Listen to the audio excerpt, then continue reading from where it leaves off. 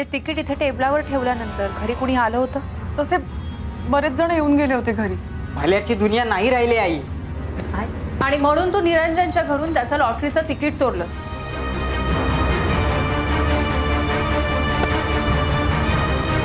मग मला यातले सगळे पैसे नकोय. मला फक्त 3 लाखच हवे.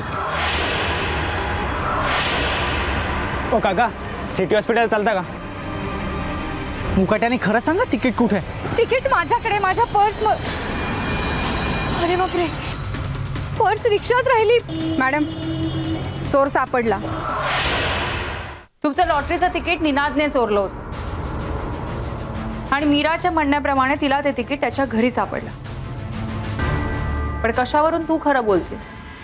मॅडम, माझ्यावर विश्वास ठेवा. खरंच मी ते तिकीट घेऊन इथेच येत होते, पण माझी पर्स रिक्षात राहिली. ते तिकीट पर्समध्येच होतं. मॅडम, सीड रिक्षाच्या मागावर गेला आणि हिने त्या रिक्षाचा नंबर सुद्धा पाहिला नव्हता. मी त्या रिक्षाचा नंबर पाहिला नाही, पण त्या रिक्षावाल्याचा चेहरा माझ्या लक्षात आहे. त्याने गंध लावलं होतं. हो, मी सीडला कळवलंय तसं. हो मॅडम, कशाला बोलताय? यांच्याशी 1 नंबरचे खोटारडे आहेत. त्यांचंच काहीतरी डाव असणार, मी सांगतो तुम्हाला. मीरा, तू माझी सख्खी बहीण आहेस ना? अगं, यांच्या मनाविरुद्ध मी तुला आणि निनादला केवढा सपोर्ट केला होता, आणि तू? ताई, खरंच माझ्यावर विश्वास ठेव. मी नाही ग खोटं बोलत आहे. मला माहीतच नव्हतं ते तिकीट निनादने चोरले, आणि ज्या क्षणी मला कळलं ना, त्या क्षणी मी ते परत द्यायला येत होते. निनादने मला अडवलं. मी त्यालाही समजवलं आणि त्याला ते पटलं. ताई, निनाद वाईट नाहीये ग. तो पैसे परत करणारच होता. माझी खात्री आहे त्याची हिम्मत झाली नसणार हे सगळं करण्याची. म्हणून तर इतकी गरज असताना सुद्धा त्याने ते तिकीट कॅश नाही केलं. नो, मेहरबानीच नाही का माझ्यावर? कसा विश्वास ठेवायचा तुझ्यावर? लॉटरी लागण्याआधीही तू संपदाशी खोटं बोललीस. लॉटरी लागण्याआधी आणखी काय खोटं बोलली ही? हिने तुम्हाला सांगितलं की तिला लवकरात लवकर निनादशी लग्न करायचं, पण त्यासाठी तिने जे कारण सांगितलं ते खोटं होतं. मीरा प्रेग्नंट नाहीये.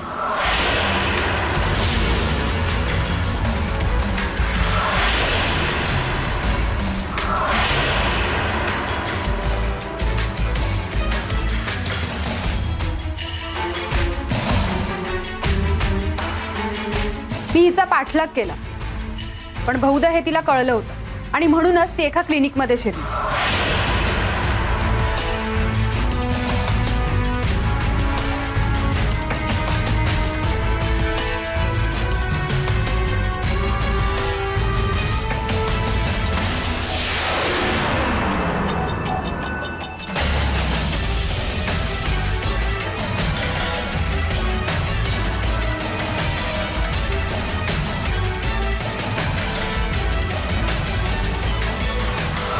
तिथल्या रिसेप्शनिस्टला तू आधीच पढवून ठेवलं होतंस आणि म्हणूनच तिने मनालीला असं सांगितलं की तुला दिवस गेले. पण तिथे तुझ्या नावाचा केस पेपरच नाही आणि तिथल्या डॉक्टरांकडून कळलं की तू त्यांच्याकडे कधी गेलीच नव्हतीस. मीरा, अगं तू एवढं का खोटं बोललीस? हा ताई, तुम्ही आमच्या लग्नाला परवानगी द्यावी म्हणून मी हे सगळं केलं, पण मी खरं सांगते, तुला सगळं सांगणार होते का लग्नानंतर? हो, लग्नानंतर ना, पण नाही का लग्नानंतर. आणि अशा खोटारड्या बहिणीला तू सपोर्ट करत होतीस. घे आता. आणि हा तर म्हणजे माझं तिकीट चोरलंय याने. बरं, तुम्हाला खंडणीच्या धोक्यापासून वाचवण्यासाठी मी ते केलं. हो, हेही खोटंच आहे. तुम्ही इथून गेल्यानंतर निरंजनना खंडणीचा पहिला कॉल आला.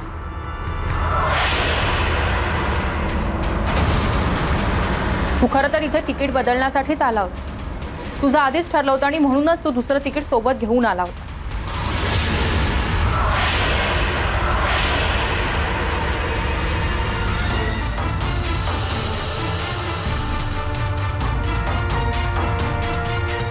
याचा अर्थ तू खोटं बोलतोयस. किंवा खंडणीसाठी फोन येणार आहे हे तुला आधीच माहित होतं.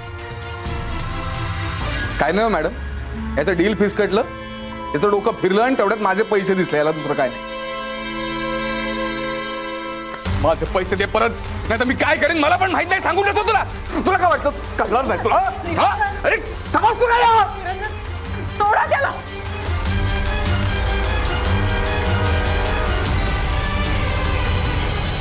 आता सीट काही माहिती घेऊन येतोय का ते पाहूया. ती रिक्षा सापडली तर तिकीटही नक्कीच सापडेल.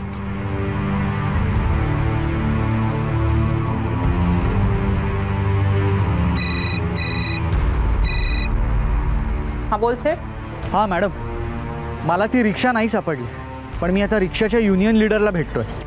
मी राकेशला तुझ्या मदतीसाठी पाठवते आणि नागेश भाऊंशीही बोलून घेते. त्यांची रिक्षा चालकांच्या युनियन लीडरशी ओळख आहे. Okay ma'am, bye. ओके.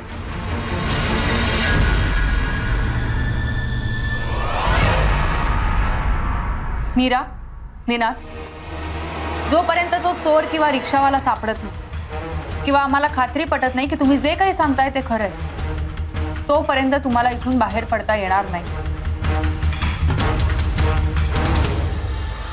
कोणालाही फोनही करायचे नाही आणि कोणाचे फोन रिसिव्हही नाही करायचे. तुमच्या दोघांचेही मोबाईल्स प्लीज मनालीकडे द्या.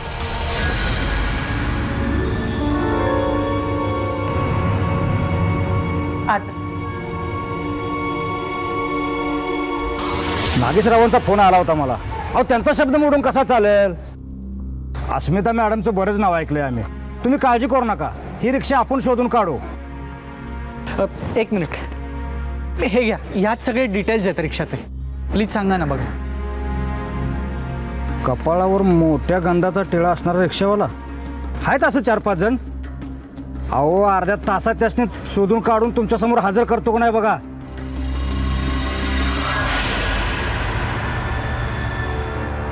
निरंजन, मला तुमच्याशी जरा बोलायचं.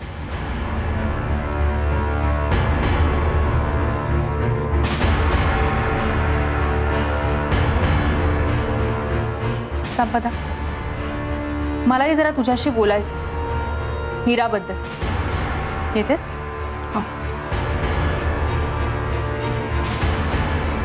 बोला. मला तुमच्याशी निनादबद्दल बोलायचं.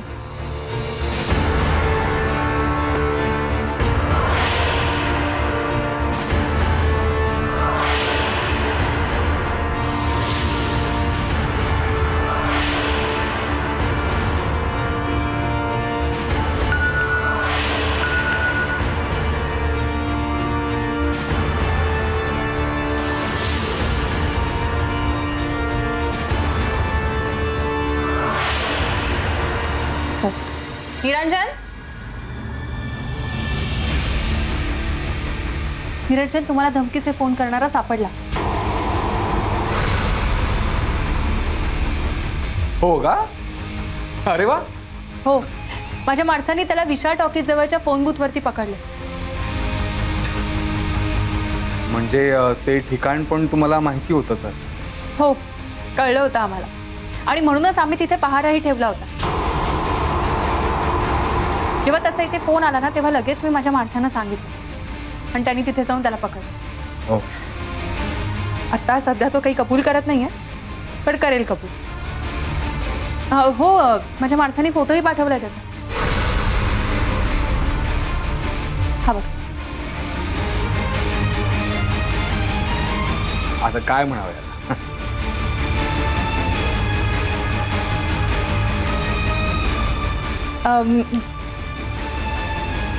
हॅलो संदीप, आता तिथे पहारा ठेवायची काहीही गरज नाही. हो, ओके, बाय. चला, धमकी देणारा तर सापडला. आता फक्त ते तिकीट सापडायला हवं. मनाली, जरा आतमध्ये मीरा आणि निनादवर लक्ष ठेवा. आता एकदा का तो रिक्षावाला सापडला की ते तिकीटही सापडेल.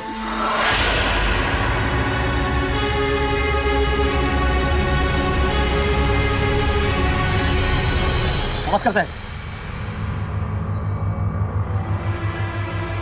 मी ओळखतो तुम्हाला, म्हणजे कुठेतरी बघितल्यासारखं वाटतंय.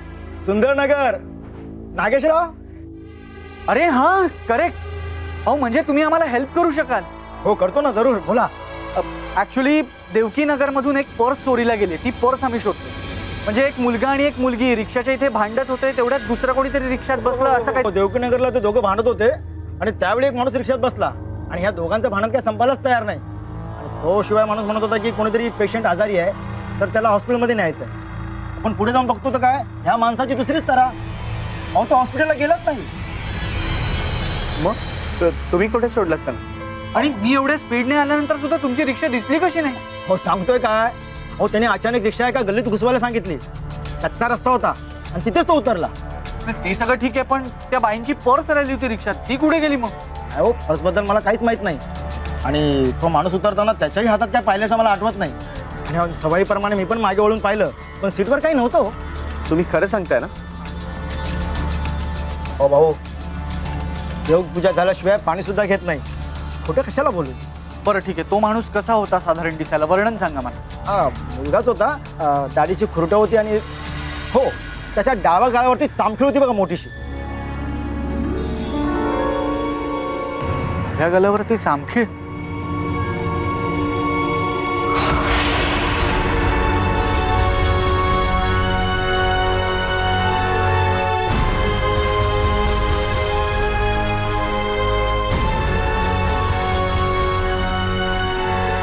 काय करतायत दोघं? मीरा रडतीये आणि निनाद सारखं सॉरी सॉरी म्हणतो. त्याच्यावर जाऊ नको हो, खोटारडे आहेत दोघे जण. ऐका माझं.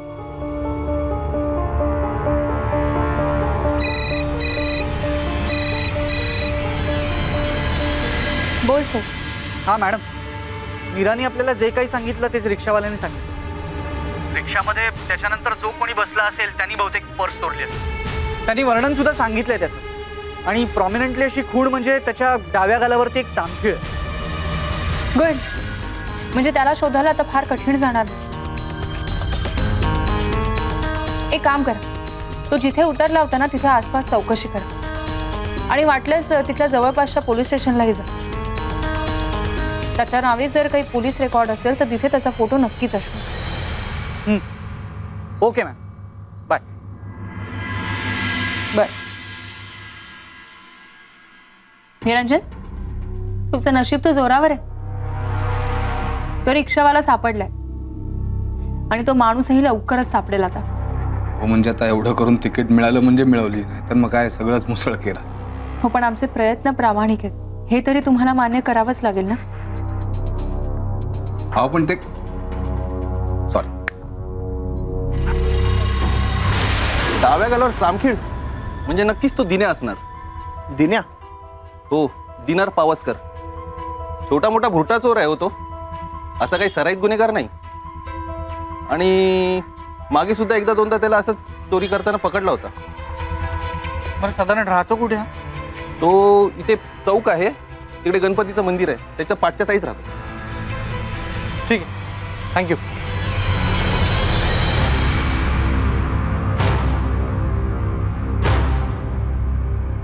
हा राकेश, मी तुला आता एक पत्ता मेसेज करतो, त्या पत्त्यावरती अर्जंट पोच. बाय.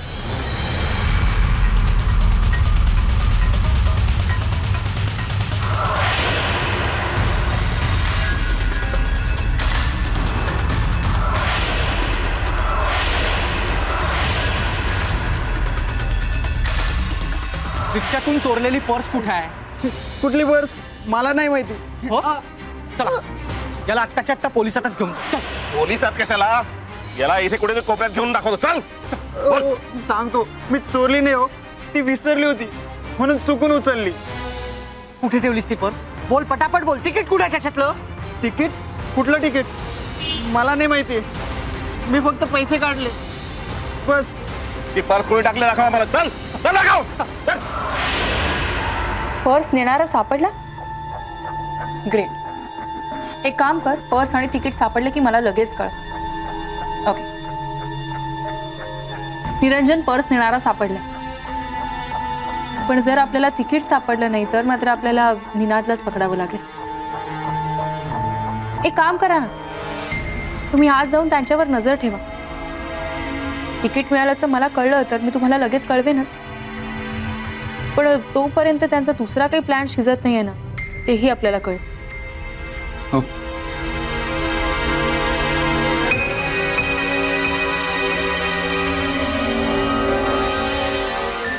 संपदा, आता पुन्हा जर फोन आला तर लगेच घे, घाबरू नकोस.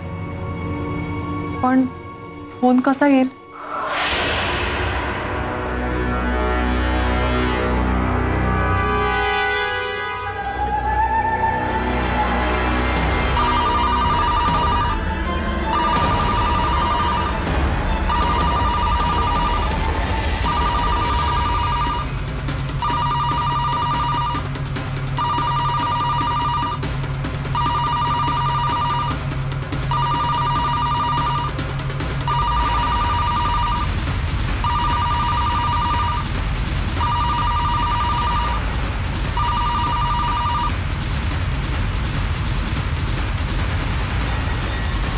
हॅलो. हॅलो. तू का फोन उचललास? तुझा नवरा कुठे आहे?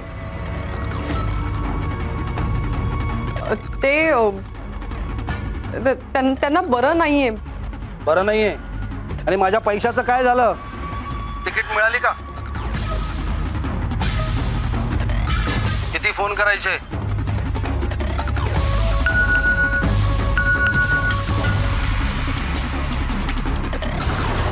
हे बघा, मला माझे पैसे हवेत, समजलं?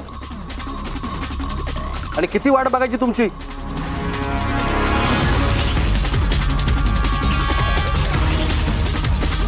हे बघा, तुम्हाला मला पैसे द्यायला लागतील म्हणून नाटकं करताय. त्यांना माहित नाही का मी फोन करतोय ते? त्यांना थांबायला काय झालं? माझे पैसे मला हवेत आणि लवकरात लवकर हवेत, समजलं का? बापरे, लगेच पैसे पाहिजेत मला. ए मला का मारतोय? मला का मारतोय?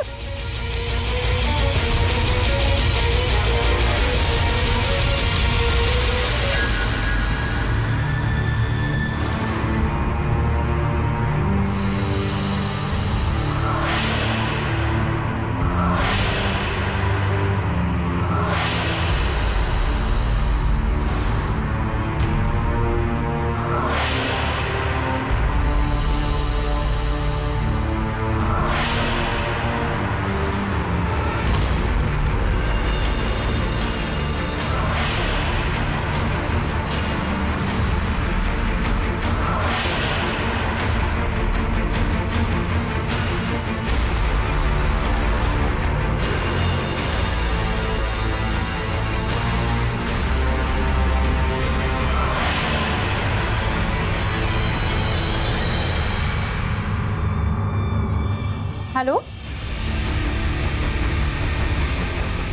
काय? तिकीट सापडलं? Okay okay. निरंजन. काय? निरंजन, गुड न्यूज, तिकीट सापडलंय. काय? तिकीट सापडलं? निरंजन, निरंजन.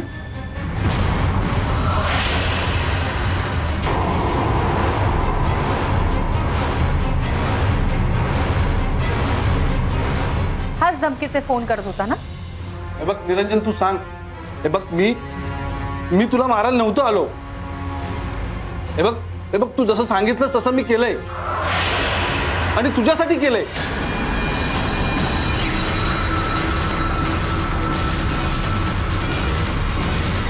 पाहिलं संपदा?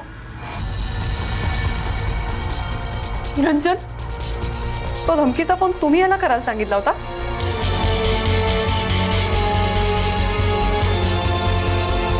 का? सॉरी. संपदा, मला वाटलं की म्हणजे मीरावरच्या तुझ्या प्रेमापायी तू गायब केलं असेल तिकीट म्हणून आय एम सॉरी. हो, हा म्हणाला की तू धमकीचे फोन कर. माझ्या जीवाला धोका आहे असं तुम्हाला कळल्यावर तुम्ही घाबराल आणि त्यांना तिकीट परत द्याल. अरे पण मी तुला सांगितलं होतं ना नंतर फोनवर फोन करू नको म्हणून. हो, पण मला वाटलं की हा आपल्या नाटकाचाच भाग आहे म्हणून मी पुन्हा फोन केला. मनाली, ज्यावेळी निनादबद्दल तुझ्याशी बोलत होती त्यावेळी मी संपदाशी तुझ्याबद्दल बोलत होते. माझ्याशी बोलताना तू म्हणालास की धमकी देणाऱ्याला शोधण्यापेक्षाही तिकीट शोधणं जास्त महत्वाचं. आणि संपदाला मात्र तू म्हणालास की तो धमकी देणारा तुझा जीवही घेऊ शकतो. या दोन्ही गोष्टीतली विसंगती माझ्या लक्षात आली आणि म्हणूनच मी तुला मुद्दाम सांगितलं की तो धमकी देणारा पकडला गेला तुला गाफील ठेवण्यासाठी. निरंजन, तुम्हाला धमकीचे फोन करणारा सापडला. तो पकडला गेलाय हे कळल्यावरती तू दचकलास. मी त्याचा फोटो तुला दाखवला पण तो फोटो पाहून तो भूषण नाही हे कळल्यावर मात्र तू रिलॅक्स झाला आणि मी ती गोष्ट नोटीस केली.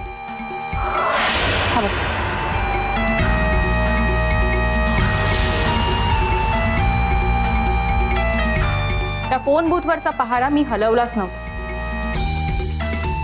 आणि म्हणूनच हा पकडला गेला.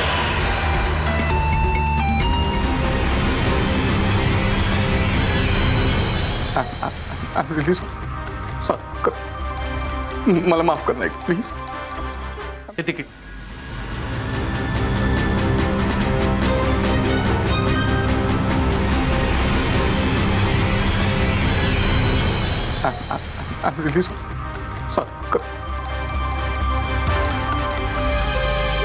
निरंजन, नवरा बायकोच्या नात्यात एवढा संशय, इतका हा विश्वास कशासाठी? मग काय अर्थ या नात्याला?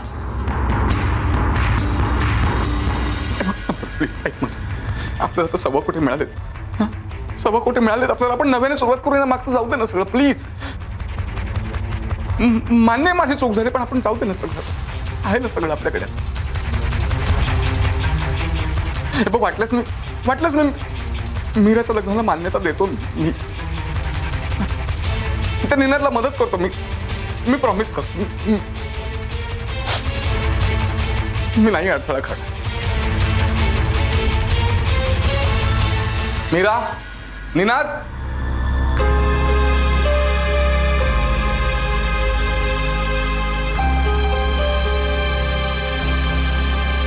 माझी परवानगी आहे तुमच्या दोघांच्या लग्नात. मी मदत सुद्धा करेन तुला. मी माफ केलं तुम्हा दोघांना.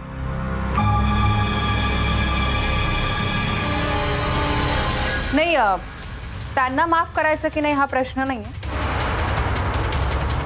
तुम्हाला माफ करायचं की नाही हा प्रश्न.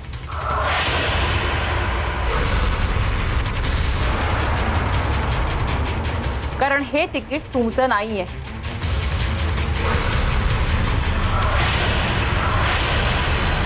हे काय चालवलंय तू? हे तिकीट माझं नाही मग कोणाचं आहे? हे तिकीट अंजू मावशींचं.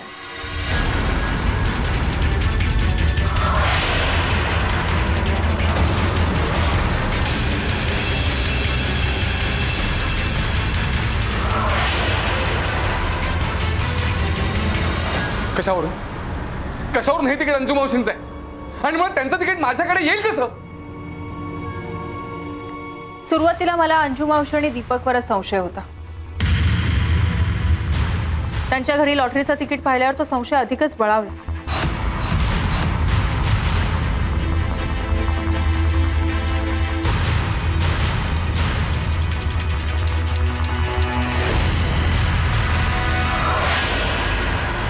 पण ते तिकीट बक्षीस मिळालेलं नव्हतं.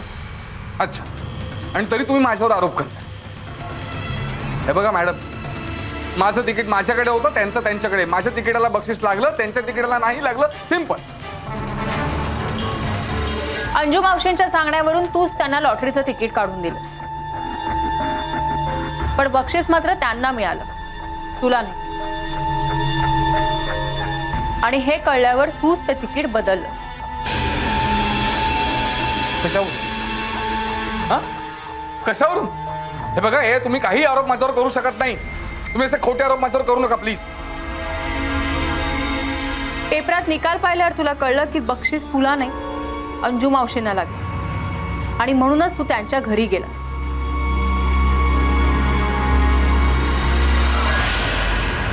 अंजू मावशी, अरे साहेब तुम्ही? अहो संपादा तुम्हाला म्हणाली होती ना तिने पैसे ठेवले होते म्हणून, तुम्ही विसरला? अरे देवा, पण त्यात काय एवढं? उद्या किंवा परवा मी येणारच होते ना, तेव्हा घेतले असते पैसे. आज जरा मला बरं नाही ना, म्हणून मी आले नाही. हो, म्हणूनच म्हटलं मी स्वतः येऊन देतो. पैसे वेळेला उपयोगी पडले म्हणजे बरं वाटतं. पण ना. बरं, मला पाणी मिळेल? अरे देवा, काय वेंधळ मी. तुम्ही बसा बसा, मी पाणी आणते तुम्हाला. काय माझा वेंधळेपणा.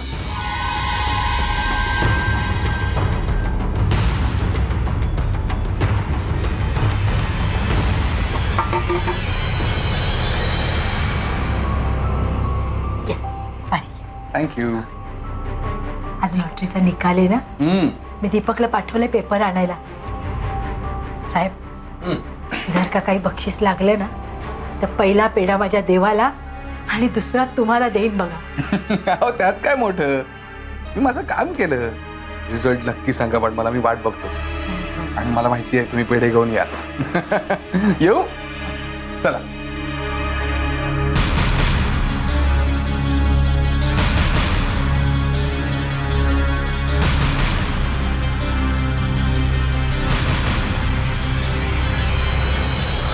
त्यानंतर दीपक पेपर घेऊन आला.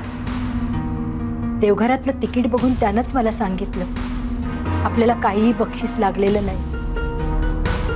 मी म्हटलं देवाची इच्छा. एक मिनिट, मी यांच्याकडे गेलो, ते पैसे द्यायला गेलो होतो, तिकीट बदलायला नाही, कळलं का? मुळात माझ्या तिकिटाला जर बक्षीस लागलं असेल तर मी कशाला बदलेन तिकीट?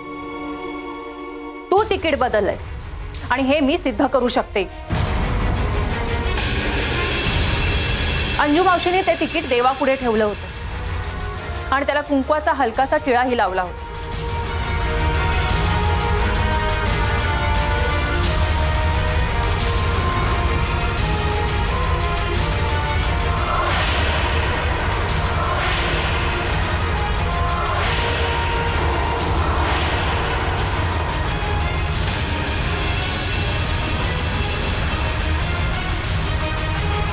हेच ते तिकीट ज्यावर कुंकवाचा डाग आहे. संपदा, मला सांग, तू तिकिटाला कुंकू वगैरे काही लावलं होतंस का? किंवा तिकीट देवापुढे ठेवलं होतंस? किंवा अशा एखाद्या ठिकाणी जिथे कुंकवाचा डाग लागू शकतो? नाही. याचाच अर्थ हे तिकीट अंजू मावशींचं. तू स्वतः चोर होतास आणि इतरांवरती संशय घेऊन त्यांना चोर ठरवत होतास.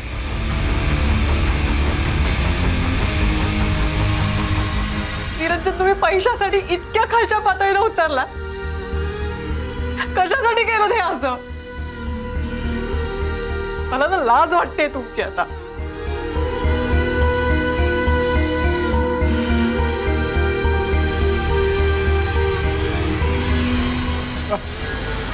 Sorry, sorry. लॉटरीच्या आणि पैशाच्या नादात मी आंधळा झालो. आय एम रिली चूक झाली माझी, खूप मोठी चूक झाली. सॉरी अंजू मावशी, प्लीज माफ करा मला. संपदा, मी मुद्दाम स्वार्थासाठी नाही केलं. मी करत नाही केलं स्वार्थासाठी, मी आपल्या बाळासाठी केलं सगळं. त्याला सगळ्या सुखसोयी द्यायच्या होत्या मला. बंगला, गाडी, सगळ्या सोयी त्याच्यासाठी करायच्या होत्या, म्हणून निव्वळ म्हणून हे केलं. I really sorry. चूक झाली माझी, आय रिअली सॉरी. प्लीज माफ कर ना मला, प्लीज. आणि अंजू मावशी आणि दीपकच्या स्वप्नांचं काय? त्यांच्या सुखाचं काय? का त्यांना सुखात जगण्याचा अधिकारच नाहीये? नाही संपत, तू याला अजिबात माफ करू नकोस. हा तुम्हा सगळ्यांचा गुन्हेगार आहे, याला पोलिसातच द्यायला हवं. जाऊ द्या ना मॅडम, जाऊ द्या. अहो, आम्ही छोटी माणसं, आमची स्वप्न पण छोटीच. बस गावाकडे एक जमिनीचा तुकडा आहे, तो घाण पडला. माझ्या नवऱ्याची शेवटची इच्छा होती तो सोडवावा. तेवढे पैसे मिळाले ना तरी बस झालं. 8-10 लाख लागतील, तेवढे मिळाले तरी बस झाले मला. बाकी राहू द्या निरंजन साहेबांना. तिकीटही त्यांनीच काढून दिलं होतं मला. खरं सांगू का मॅडम, एवढ्या पैशाचं मी काय करणार हो. नाही, नकोच मला. जीव गुदमरून जातो पैशाने. आई, मला हे अजिबात पटलेलं नाहीये, पण जाऊ दे, मी तुझ्या शब्दाबाहेर नाही जाणार.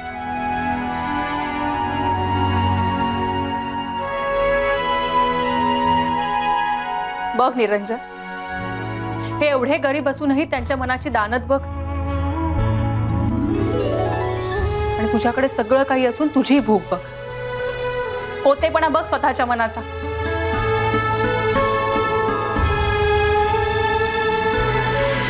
नाही अंजू मावशी, भावनेच्या भरात कुठलाही निर्णय घेऊ नका. या पैशांवर तुमचा आणि दीपकचाच हक्क आहे. निरंजनला माफ नका करू तुम्ही, यांना पोलिसात द्या. नाही नाही नाही मॅडम, नको नको, सोडून द्या त्यांना मॅडम. माफ करा त्यांना, मी विनंती करते तुम्हाला. नाही म्हणजे साहेबांसाठी नाही, पण संपदाताईंसाठी. अहो, साहेब तर जातील हो जेलमध्ये, पण त्यांच्यानंतर संपदाताईंचं काय होणार.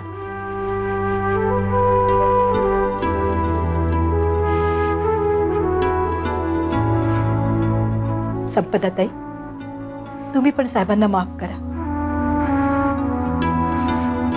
मी केलं माफ त्यांना.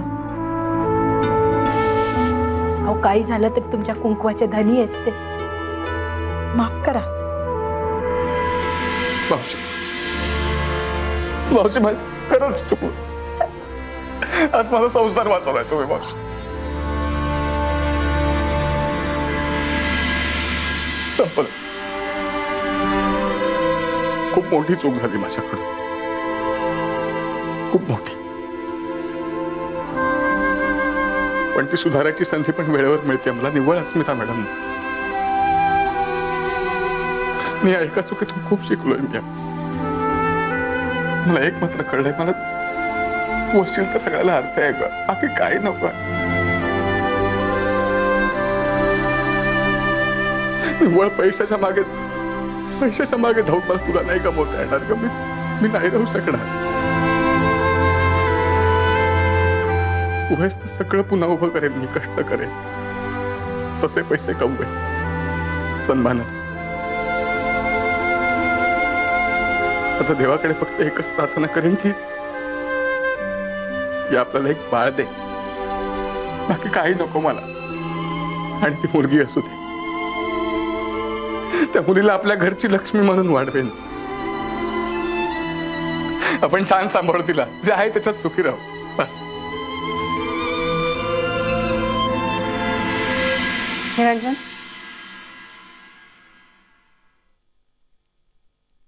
लॉटरीचं तिकीट.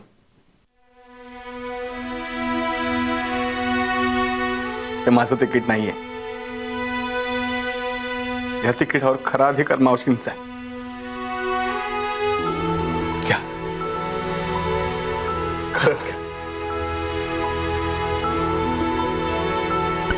चला,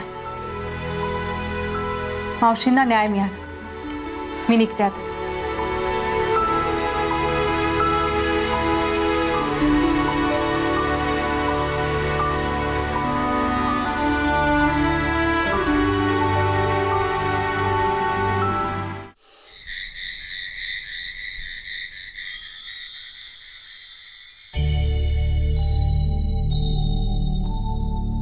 हे काय, घरात एवढी शांतता कशी? आई, सुबोध दादा, वहिनी कुठे आहेत सगळे? अगं ताई, दादाचा फोन आला होता. दादाला रजा नाही मिळत आहे. अगं याला काय अर्थ आहे? ते इथे नाही येणार म्हणजे? दादाने फोन करून तरी कळवायला हवं होतं की नाही? आत्या पण नाही आली. पूर्वा, अगं दादा नसेल तर बाबांची टोपी घालून गणपती कोण बसवणार? वहिनी नसेल तर गौरी कोण सजवणार? आणि आई नाही तर नैवेद्य कोण बनवणार? गणपती बाप्पा मोदकच नाही खाणार आपले. ए नका ना असं करू प्लीज. म्हणजे तुम्ही काहीतरी लपवताय ना? नाही, कुठे काय, आम्ही काय लपवणार? पूर्वा तू आई आई वहिनी दादा किती दिवसांनी भेटला. पूर्वा आता तू मला आई खूप त्रास दिला आहे मला. इकडे आई बघ ना किती त्रास देते. अगं अस्मिता, घरात गौरी गणपती असताना आम्ही येणार नाही असं कसं होईल? तरी पूर्वाला सांगत होते मी, असं नाटक नको करायला, त्रास होईल हिला. ऐकतंय कोण माझं? अगं अस्मिता, गुन्हेगारांना शोधणारी, हुशारीने तपास करणारी ही अस्मिता आम्ही नेहमीच बघतो. पण जर हे नाटक केलं नसतं तर ही अशी आत्ता रुसली होतीस ना, अशी रुसणारी, हसणारी आणि हलवी अस्मिता आम्हाला कधी बघायला मिळाली असती. दमलीस ना? हळद घालून दूध देते, पी आणि झोप आता. अगं दूध नाही, मस्त कडक कॉफी करून दे. आम्ही रात्रभर जागणार होतो. हे पाहिलंच ना, सगळं डेकोरेशन व्हायचंय. मस्त डेकोरेशन करणार आम्ही आता. मॅडम तुम्ही आता इथे? म्हणजे काय? म्हणजे तुम्ही आम्हाला आराम करायला सांगितलं आणि स्वतः हे सगळं काम करणार? कसं शक्य आहे? आज आम्ही सुद्धा इथेच राहणार हो, आणि आपण सगळ्यांनी रात्रभर जागून डेकोरेशन करायचंय. करेक्ट. अगं काही झोपा वगैरे आहेत की नाही तुम्हाला? हो काकू, ते सगळं नंतर. उद्या मस्त गणपती बाप्पाची आरती करायची, वरण भात, साजूक तूप, मोदक खायचा आणि ताणून द्यायची. खाण्याशिवाय दुसरं काय जमतं? म्हणाली किती एनर्जी आहे यांच्यात. कुठून एवढा उत्साह येतो यांच्यामध्ये? हा यग गणपती बाप्पाच देतो एवढा उत्साह. बोला गणपती बाप्पा उद्या सकाळी. मोरया रे बाप्पा मोरया रे, मोरया रे बाप्पा मोरया रे, मोरया रे बाप्पा मोरया रे. अरे गणपती बाप्पा मोरया, मंगलमूर्ती मोरया, मोरया रे बाप्पा मोरया रे. गणपती बाप्पा मोरया, मूर्ती मोरया. अरे गणपती बाप्पा मोरया, अरे मंगलमूर्ती मोरया, मोरया.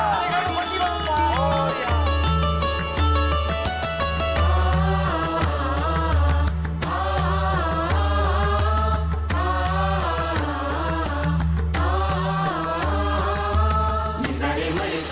गणपती बाप्पा मोरया, मूर्ती मोरया. सुख करता दुःख हरता वार्ता विघ्नाची, नुरवी पुरवी प्रेम कृपा जयाची. सर्वांगी सुंदर उटी सेंदुराची, कंठी शोभे माळ मुक्ता फळाची. जय देव जय देव जय मंगलमूर्ती, दर्शन मात्रे मन कामना पूर्ती. जय देव जय रत्न खचित फळा तुझ गौरी कुमरा, चंदनाची उटी कुंकुम केशरा.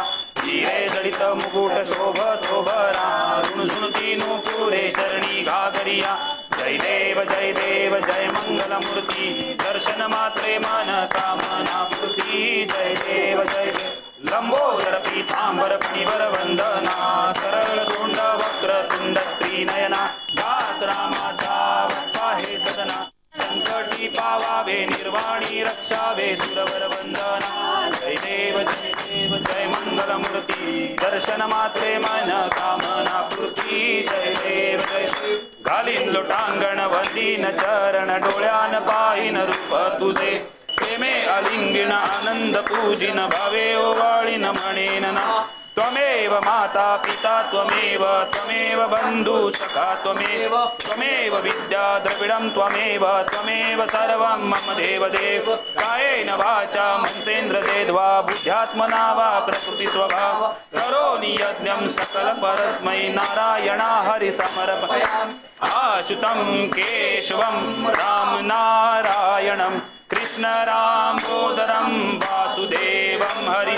श्रीधरं माधवं गोपिका वल्लभं जानकी नायकं रामचंद्रं भजे हरे राम राम राम हरे हरे हरे कृष्ण कृष्ण कृष्ण हरे हरे हरे राम राम राम हरे हरे हरे कृष्ण कृष्ण कृष्ण हरे हरे हरे राम राम राम हरे हरे हरे कृष्ण कृष्ण कृष्ण हरे हरे गणपति बाप्पा मोरया मूर्ती ओम यज्ञमय देवास्थानि धर्माणि प्रथमान्यासन् देवनाकं मणिमानस्य चन्द्रयत्र पूर्वे साध्या सन्ति देवा ओम राजाधिराजाय प्रसय्य साहिने नमो वयं वै श्रवणाय कूर्महे समे कामाय राम कामाय मह्यं कामेश्वरो वै श्रवणो ददातु कुबेराय वै श्रवणाय महाराजाय नमः ओम स्वस्ति साम्राज्यं भोजं स्वराज्यं वैराज्यं पारमेष्ठं राज्यं महाराजमाधिपत्यमयं समन्तपर्यायी स्यात् सार्वभौमः सार्वायुष आन्तादा परार्धात् पृथिवे समुद्रपर्यन्ताय एकरायि तदप्येष श्लोको विहितो मरुतः परिवेष्टारो मरुतस्याः वसङ्गृहे आवीक्षितस्य कामप्रे विश्वे देवाः सभासदैति एकदन्ताय विद्महे वक्रतुण्डाय धीमहि तन्नो दन्ती प्रचोदयात् गणपति बाप्पा मोरया मूर्ती मोरया